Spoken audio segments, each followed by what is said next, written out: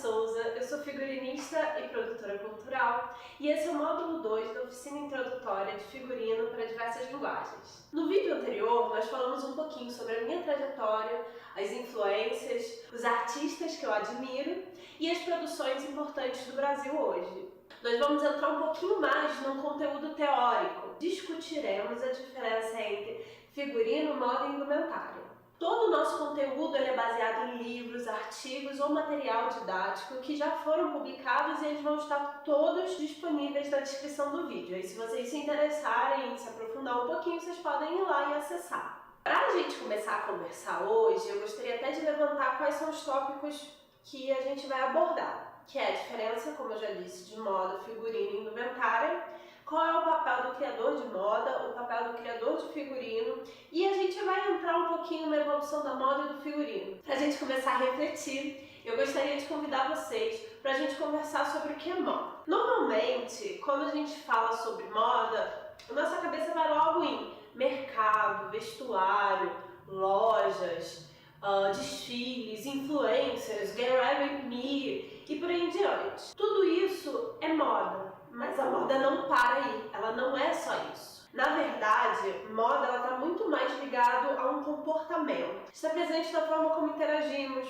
como são diferenciados os grupos sociais, as classes sociais, como nós incluímos, excluímos, como nós entendemos o que é padrão de beleza. Quando a gente fala, porque o padrão de beleza é tal, a gente está falando de um momento muito específico. E isso tudo é o pensamento de moda. Moda, ela não tem a ver só com vestuário. Ela tem a ver com a forma como consumimos também. Mas consumimos tudo. Entretenimento, lazer e, claro, roupa. Cada época, década, ela é marcada pelo espírito do tempo, que a gente chama de Zeitgeist. E ele se concretiza na moda. Quando a gente, então, pensa nisso, a gente pode chegar à conclusão que moda é um movimento sociocultural, político, econômico e temporal. É a linguagem imutável de cada tempo, de cada época. E a gente vai trabalhar bastante com essa visão do que é moda. Não somente com o vestir. O vestir ele é muito importante, ele vai estar presente sim. Mas antes da gente falar do vestir, a gente precisa entender que a moda ela é muito mais do que só a roupa em si. A roupa ela é um dos comunicadores da moda, mas não o único. Aí voltando para os termos, moda, indumentária e figurino. A indumentária ela é um termo mais utilizado, vamos dizer assim, para catalogação histórica. Quando a gente estuda, através da evolução do mundo, através da evolução da sociedade, os trajes e tudo que foi utilizado por cada período. Quando a gente está olhando para trás, ele é um estudo, é um sistema de vestir de regiões, de povos e de épocas. Tem estudiosos que fazem um marco temporal muito delineado sobre o início da indumentária, o que é indumentária, onde termina a indumentária e onde começa a moda vestir. Eu não uso esse marco temporal porque quando se pensa em moda como um movimento sociocultural, econômico e político, que é o reflexo daquela sociedade em determinado tempo, a moda ela está se concretizando ao longo dos séculos. O marco temporal muito utilizado para dizer aqui é o nascimento da moda, ele começa no século XIV, com o conhecido Rei Sol, Luís Henrique XIV. A gente se utiliza muito desse marco temporal e que ele é importante, eu não estou dizendo que não seja,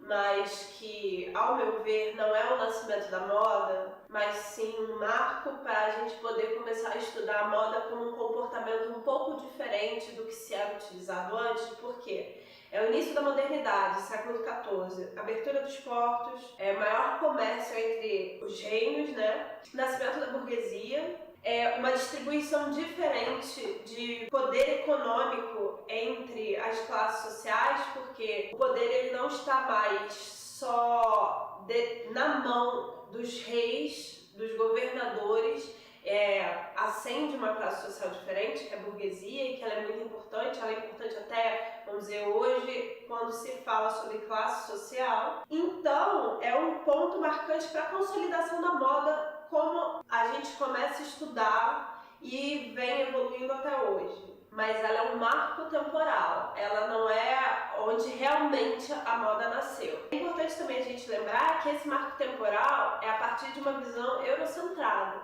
A maior parte dos estudos que a gente tem de moda até hoje, eles são eurocentrados. Então, a gente também está falando sobre um recorte temporal de um local específico. Eu acho muito importante quando a gente fala assim, mas a moda nasceu no século XIV.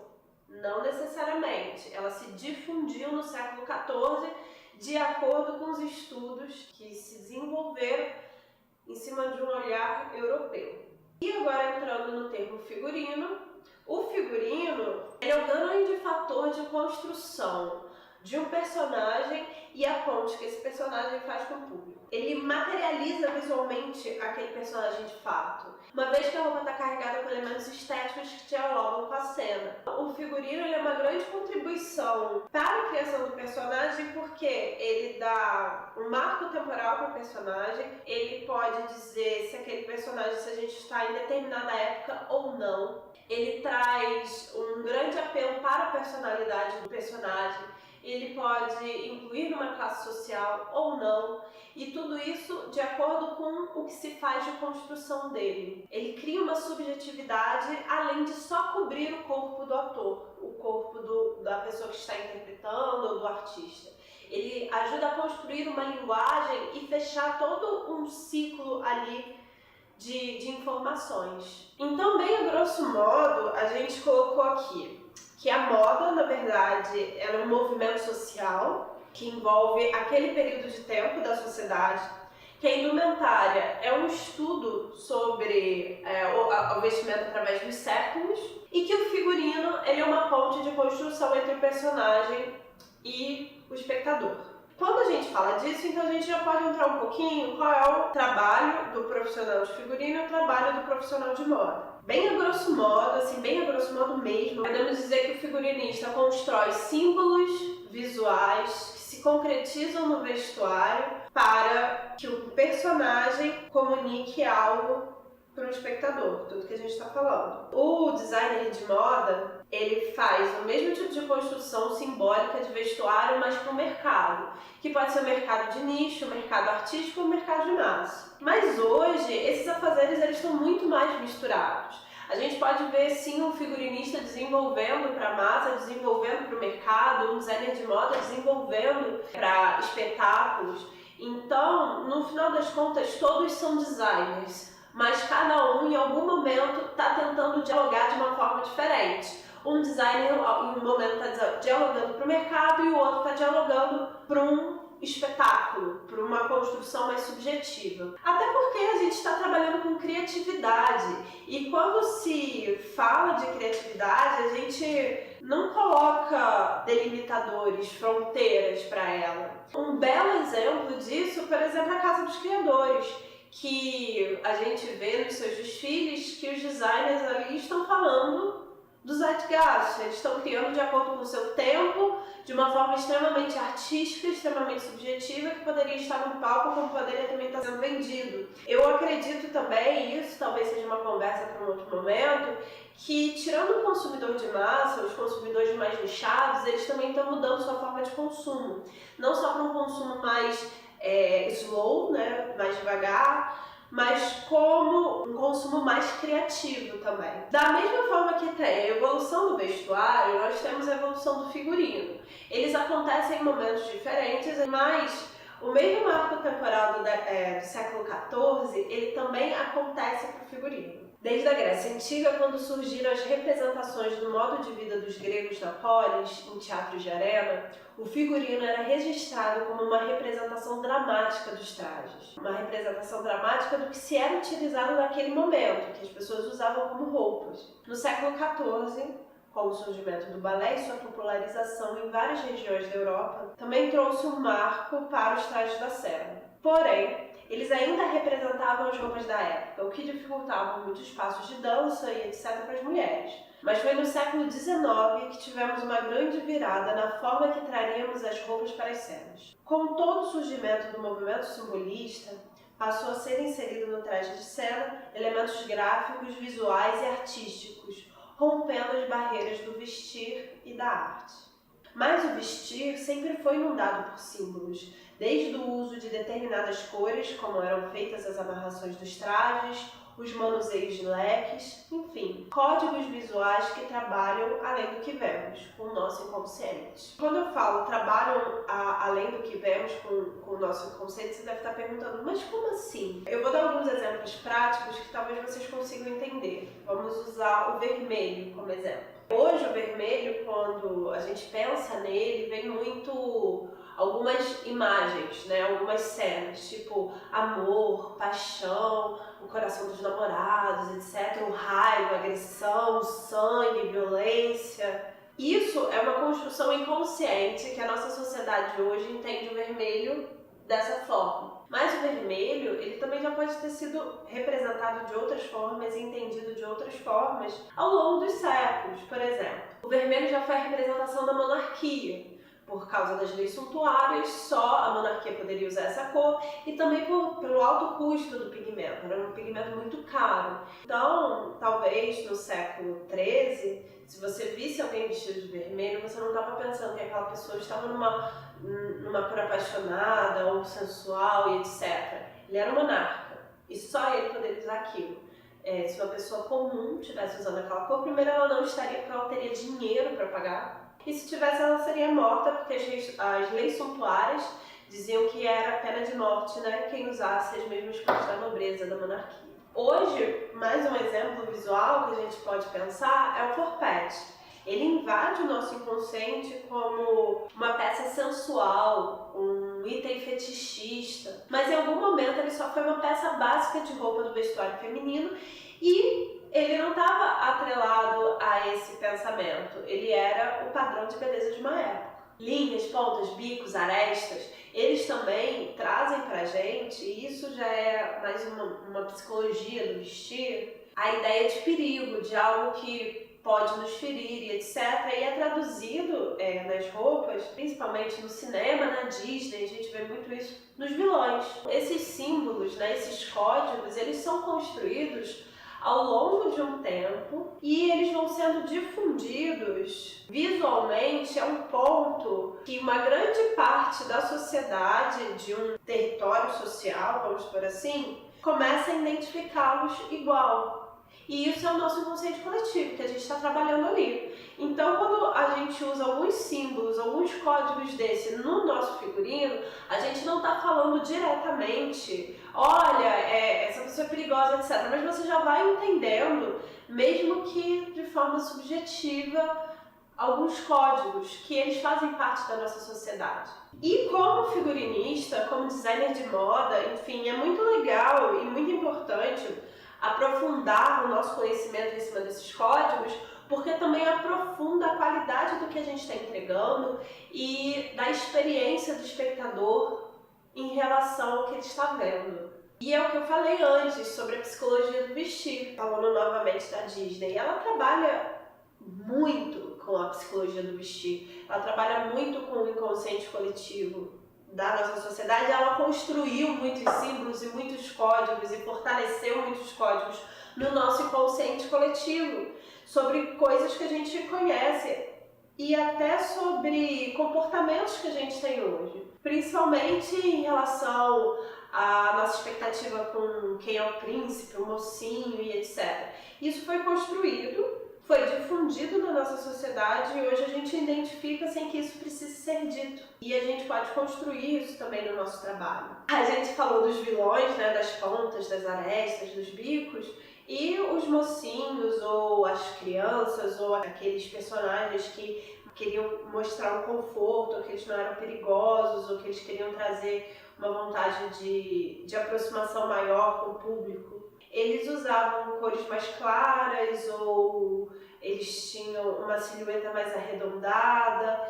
Eles utilizavam desses símbolos porque o nosso cérebro também entende isso. São códigos ancestrais que a gente vai carregando com a nossa evolução. Nosso trabalho como figurinista, como designer de vestuário para a cena, é exatamente isso. Trazer esse mundo sensorial que não é dito para a materialidade.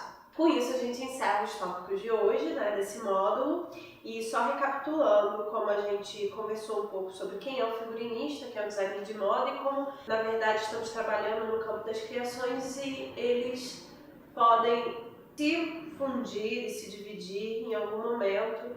A gente falou um pouquinho sobre a evolução do figurino e passou por o que é a moda, Espero que essa conversa tenha trazido algum ponto de reflexão para vocês e criado até mais perguntas sobre, e que vocês pesquisem e busquem e se aprofundem. É uma conversa bem longa, bem interessante, talvez um assunto para um outro vídeo mais aprofundado só sobre isso, porque é muito interessante. Eu gostaria de indicar para vocês, para poder se aprofundar mais na história mesmo e na evolução da moda, com cada período, etc., 3 livros diferentes. O primeiro é o do Gajos Lipovetsky, que é o Império do Efêmero, a moda e seu destino nas sociedades modernas. Ele fala bastante sobre esses marcos temporais da indumentária, passando para o que é moda, por quê e qual foi o movimento social, cultural e econômico para levar ao que a gente entende hoje sobre moda. Esse daqui ele é um livro muito interessante também, que é o Tudo Sobre Moda, da editora Geral Marli Fogg, prefácio Valerie Still, da Sextante. É um ótimo livro também, ele tem várias imagens interessantes e a gente consegue perceber a mudança das silhuetas de cada período. O meu tá todo marcado, porque sempre quando eu vou estudar ou vou criar alguma coisa, eu sempre busco muito dentro da história, porque eu acho que enriquece a forma como que eu crio e cria um elo muito maior também com o espectador. Essa é a história ilustrada do vestuário do Publifolha, da Melissa Leventon, que ele é muito legal também, porque nós temos aqui várias ilustrações que falam como que eram as silhuetas, exatamente como eram, com detalhes muito ricos que nos ajudam também, nos auxiliam bastante na criação de figurinos e na busca de referências de vários períodos diferentes, de vários lugares diferentes. Aqui também eles se utilizam bastante desse termo de indumentária e esse marco temporal da moda. Por hoje é isso e eu quero convidá-los a continuar conosco, mais uma vez lembrando que são 6 módulos, esse é o nosso segundo. E para o próximo seria interessante quem estiver acompanhando e querendo de fato desenvolver as ferramentas que a gente está ensinando, escolherem um texto ou um conto curto, que dali vocês consigam, ou com um diálogo, ou com a forma que esse texto foi construído, perceber um personagem bem nítido para a gente poder trabalhar em cima deles. A gente vai trabalhar a partir do próximo módulo também a decupagem do texto e como a gente entender a partir desse texto como que a gente começa a trazer as referências que são importantíssimas para a construção do figurino desse personagem. Tá bom? Espero vocês e até a próxima!